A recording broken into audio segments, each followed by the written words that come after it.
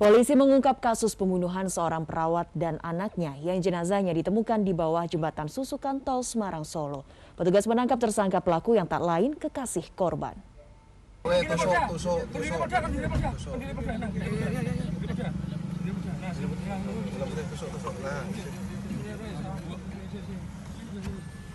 Petugas Jatan Ras Polda Jawa Tengah menangkap DKE, warga Lasem Rembang, saat berada di depan Mapolda.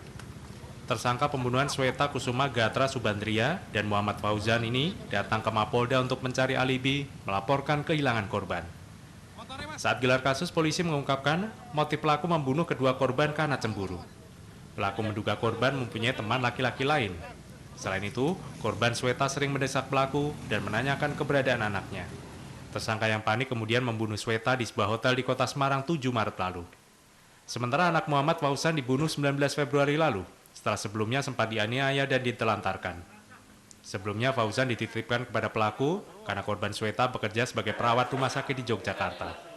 Setelah 2 minggu sebelumnya membuang jenazah Fauzan, pelaku melakukan hal yang sama pada korban Sweta 500 meter dari lokasi pembuangan jenazah Fauzan di bawah jembatan Tol Susukan. Jadi untuk motifnya dapat kita sampaikan bahwa korban cemburu yang dibandingkan dengan laki-laki lain. Kemudian tersangka ketakutan adanya ditanya mengenai keberadaan anaknya. Itu motif yang pertama.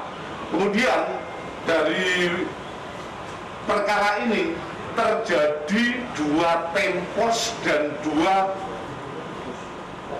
lokus, di mana lokus pertama adalah penganiayaan terhadap anak sehingga korban meninggal, yaitu temposnya pada tanggal 20 Februari 2022.